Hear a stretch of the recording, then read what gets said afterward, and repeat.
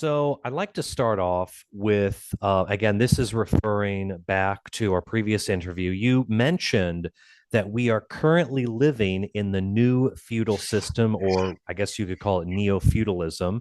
Could you please give us an explanation as to what exactly you mean by this? Well, the first feudal system was characterized primarily, in my mind, by the mind control system of Christianity.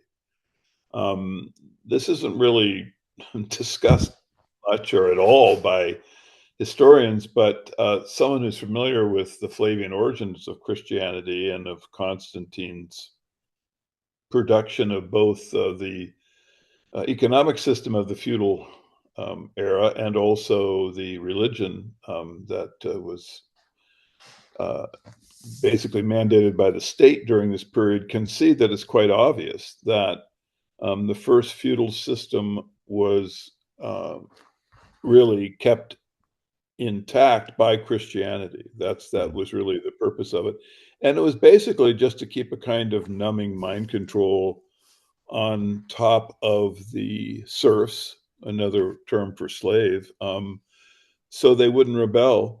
Mhm. Okay, so that is the first feudal system, which was a system of mind control. The Christianity was the driving force.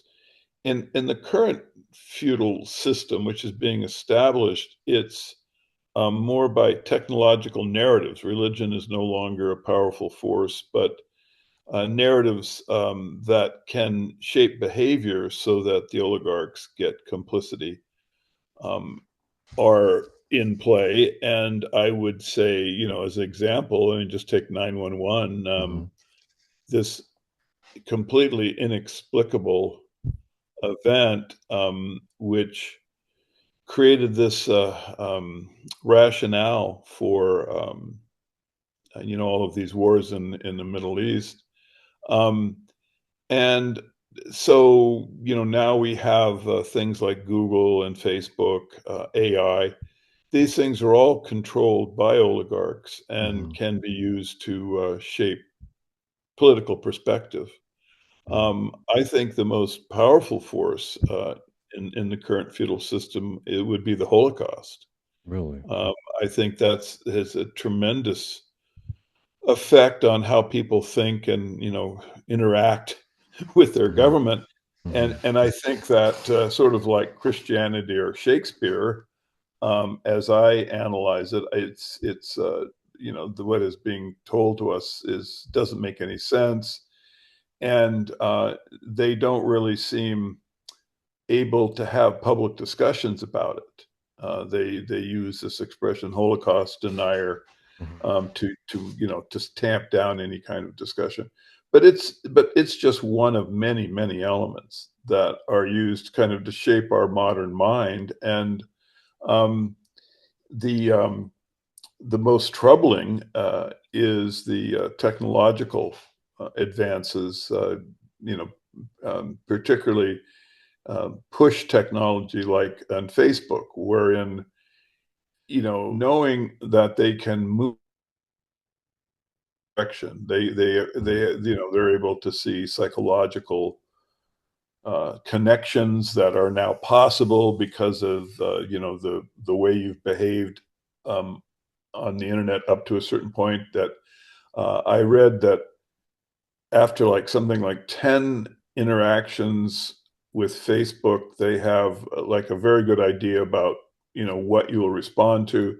And I read this one comment. I don't know if it's true, but I did read it, that after like 70 interactions, they would Mhm. have a better way of predicting your tastes and interests than you do. Really? so, Wow, so that's yeah, that incredible. was the claim. So I thought, well, that's not healthy.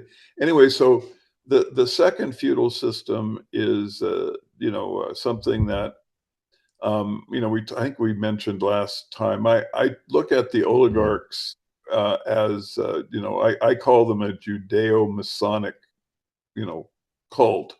Mhm. Um, I don't have specific understanding of who's involved. I don't really know their ethnicity. I don't. They don't produce these things. I have said many times that the most important piece of information that we can get, humans can get at the moment, would be DNA breakdowns of all of our political class, every one of them, so Mhm. we can see who they're connected to and how the families and ethnic structures work. Um, they're certainly aware of the Flavian typology. Mhm. They know it better than I do, I would say.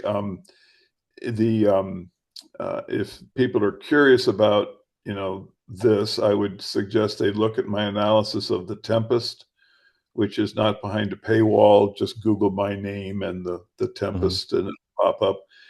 And you can see my analysis indicating that the Tempest is really describing a project. Mhm. And the project would be basically to create the brave new world, which is a post-Christian world. Mhm. And the play The Tempest is where the expression brave new world come from. Mhm. Subsequent authors use the expression, but understanding, they have the understanding of what the author of the Shakespearean literature was indicating, which was an complete understanding of the Flavian typology and of how they were going to um, basically seize political control in secret and then bring about um, the genocide of the Gentiles that is predicted in the book of Isaiah. And if people are interested in the play The Tempest, they really should read my analysis, because um, without vanity, I mean, I really do bring new understanding to the play. I mean, Mhm. I'm very concrete in my calculations, and I think that everyone can see that the play hasn't been understood at all. And Mhm. once you have the right perspective, you can make sense of it. And I show that. Well, I won't. This will be too far afield, but the Tempest was based on the book of Isaiah, the Mhm. character Ariel, and the concept of the Tempest. These are all the author is recreating the book of Isaiah. But what Shakespearean scholars have missed is that it wasn't just the beginning of the book of Isaiah that the Shakespearean typology was generated from, but all the way through into the grim passages and predictions in the book of Isaiah, where the Gentiles are put to sleep and then they are genocided. You have Mhm. this desolation, and from which flowers bloom, but it's in an apocalyptic kind of prediction by Isaiah.